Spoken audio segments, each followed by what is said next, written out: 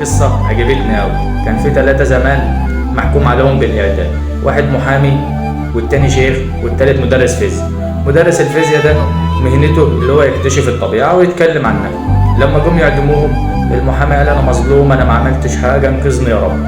جم يطلعوا عشان يشنقوه، المشنقة ما اشتغلتش، فطبعا روحوه. الشيخ قال نفس الحكاية، يا رب إني مظلوم، أنت أعلم بالحال، انقذني يا رب انقذني. جم يطلعوه عشان يشنقوه، طبعا المشنقة ما اشتغلتش، فقاموا طبعا مروحين.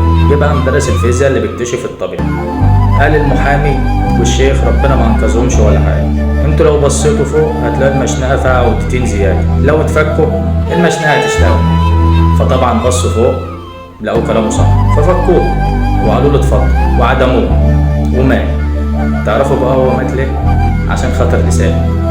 وعلى رأي المثل لسانك حصان، ولو صنته سام ولو خنته خان.